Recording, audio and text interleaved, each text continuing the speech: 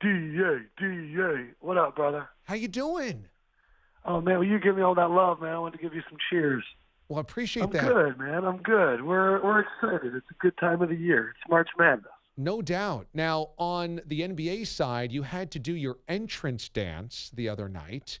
And Was it okay? And I thought it was pretty good. I really did. I thought it was pretty good. Now, that's big competition you're up against. These are former athletes, NBA athletes, professional athletes. You know they've got style. You know they've got swag. Were you intimidated there?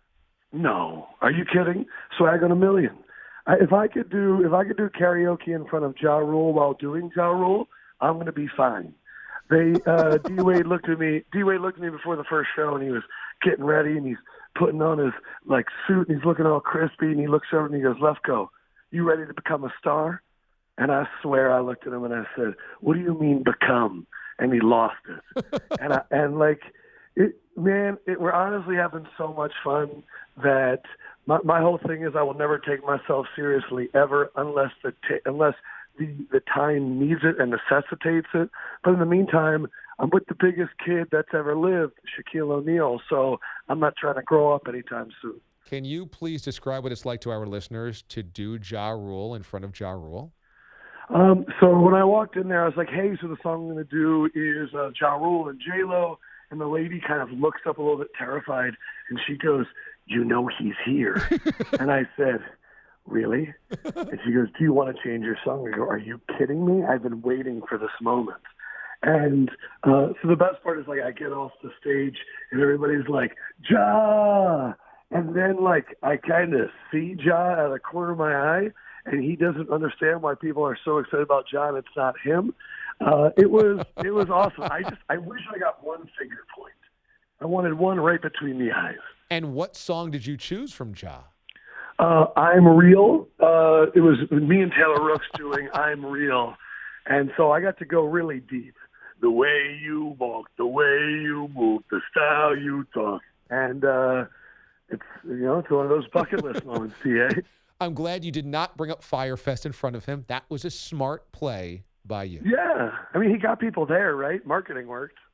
Adam Lefkoe joins us from the NBA on TNT. And so with the NBA right now, we saw last weekend, despite last night, the Lakers beating not only the Bucks, but then beating, the Clippers as well. When you're watching the Lakers, are you feeling like they are on a mission that LeBron is leading them once again back to the promised land?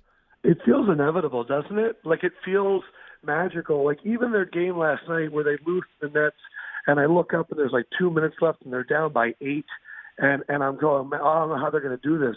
Him and AD systematically pull apart that defense, get into a situation where LeBron misses a point-blank layup. They get the ball back, or he misses a point-blank layup, and then AD gets a wide-open three. And, how many basketball coaches have you watched or heard on TV where they go, you know what, though, they were in the position to get the win in a game where they had no reason to be in it. And it does feel like there's the three teams and everybody else, Lakers, Clippers, Bucks. And the fact that in the last 7 days they've beaten two of them kind of shows you a lot. But the Lakers feel a little bit like destiny right now, and LeBron is leading the way. Do you worry about the Bucks? Oh, of course. We've seen these teams over the years in all the sports. The Raptors have really held down that mantle for about a decade. I remember when the Bengals and Andy Dalton, it didn't matter what they did during the regular season, are you going to win the playoffs? We had that with Bill O'Brien a little bit in the Texans, where the pressure just mounts. I joke with D-Wade all the time where I say, you won a finals in your third year. And so all the pressure that LeBron had for 8-9 years, or Chris Paul has now, or Russell Westbrook, it was gone because you won early. Well, the Bucks haven't won early. And so no matter what they do, the retort is, but the playoffs. And so for me, until they get over it, it'll hang there because I saw what the Lakers did to the Bucks this past week. I've seen how teams pack it in against Giannis, and it gets to a half-court game, and like the Patriots in the playoffs, the refs are calling it different. And I think until I really, really see it, oh, yeah, it's a huge concern. Adam Lefkoe joins us from the NBA on TNT, Turner Sports. We've talked a lot about the Kenny Atkinson firing, and there's two schools of thought here. One is he didn't get a fair shake, that superstars should not be dictating who their coaches are, should be the other way around. And some saying, hey, it's a superstar league. You're surrounded by a couple of superstars, NBA legends, Hall of Famers, D. Wade, Shaq, etc. Do you think it was the right call to make sure that KD and Kyrie felt comfortable with their next head coach? If there's truth to the rumor that they did not get along with Kenny and they wanted somebody, yeah, you have to. You got to go all in. Look, teams were trying to – remember, the Wizards hired Scott Brooks because they thought that's who KD was going to want. Like, this is – the Nets are not the first, and they will not be the last to cater to this. I think what's – from a basketball perspective, you see a team in the Nets that were like top 10 defensively without those guys and without any money on the roster to supplant those guys, and you go, wow, Kenny Atkinson is a really, really good coach, and he's vouched for by everybody else in the league. So I think it makes it a little bit sour. If Dwayne Casey can get fired after winning Coach of the Year, then really in the NBA, anybody can get fired. And as a fan of the Sixers, where I have been, look, I love Brett Brown, but I know what it's like when there's a coach that knows how to speak to the stars, and there's no, like, middle ground or trying to help them out. It's what they need. And we have an example like the Warriors that transferred from Mark Jackson, they were really good, to Steve Kerr, and they became incredible. Or you see Nick Nurse after all those years with the Raptors. If that's what they want, you need to give all of the chances in the pot. Like, you need to make sure that it's who they want to play for. Do you think you will be hosting an NBA on TNT event where there are no fans in the stands? Ooh, that's above my pay grade. I'm going to say I do it in Studio J, where it's just the four of us anyway, okay, and there are no fans. Okay. And being the host among some stars, I'll also say on Twitter, sometimes it feels like there's no fans, but guess what? We keep going. Show goes on. That's right. But I think it just depends on the panic and how people react. And I'm about to go fly in about 2 hours, and it's business per usual. But I think there's definitely a lot of scary energy around it that I could maybe see one happening. But it's too early to tell for me, to be honest. I will be flying as well in a couple of hours, heading down to Florida for a little spring training, and I am thrilled because nobody's going to be at the airport. Nobody's going to be on this flight. Everyone's so scared. I'm going to have all the peanuts to myself. Hey, you're going to be hoarding. If you want to find DA, he's in the back under the bags of peanuts. I am going to be eating all the biscotti. I mean, all of the biscotti. So this year, this is so exciting. Saw the announcement the other day. You're going to be part of Turner's March Madness coverage. That's got to be a dream come true. Yeah, so when you're watching the games, you won't see my face. But when you hear, like, the CBS noise, and then you hear Adam Lefkoe in the New York City studios, that's going to be me giving updates where you're like, oh, did they win? And you're like, oh, it's just an update from the first half? Thanks a lot, Lefkoe. That'll be me. This March Madness has a lot of weird vibes around it as well because of the coronavirus. But let's talk just about the parity of this year's college basketball season. Do you find this year's tournament more interesting because there aren't the normal top dogs? So my fear, I usually look at it from 30,000 feet with the media, and usually that first weekend, if there's a lot of upsets, people declare it a great March Madness. If there is not a lot, they say it's chalk and it's boring. And then those same people that want upsets in the first weekend get upset in the third weekend when there's a bunch of lower seeds and the quality of the game isn't as good in the third weekend. So for me, I think we're going to get a crazy first weekend. Because when you have this kind of a parity, and already we think that it's too close between a 12 and a 5, I can't even imagine what this year could provide. So that first weekend, I think, is going to be down to the wire. I think it's going to be crazy amounts of buzzer beaters, and I think that all brackets will be destroyed early on.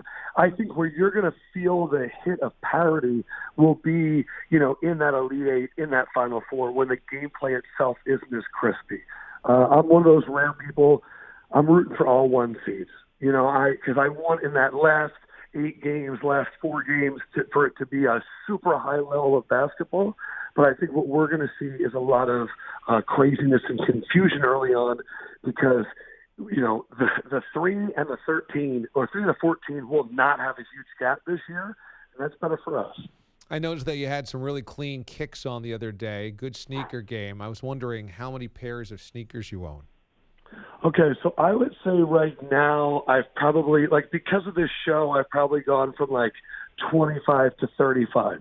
You also have to understand, I recently Marie Kondo'd my life. Oh. Okay? Wow. So I went through, and if it didn't bring me joy, I got rid of it. Yes. It was quite a cleansing process. Yeah. But my one friend, he's a sneaker designer, went to Syracuse also, and he came over to my apartment and he shamed my shoe game. Ooh. This is years ago. Yeah. And he grabbed a bunch and started making a pile. And then I said, "Oh, are those the ones you like?" He goes, "Never wear these again." And I was like, "Oh, okay." And now he's introduced me to this whole other world.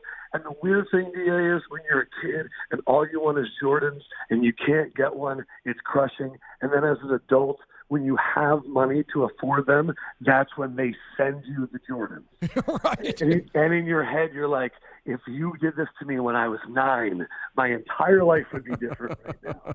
But it's the thing is when we met with Turner and we started talking about how do we do an NBA on TNT that is social first and I told him, I said, number one, it's not about emojis. Let's stop pandering to young people and just putting emojis on screen and thinking that's what they want.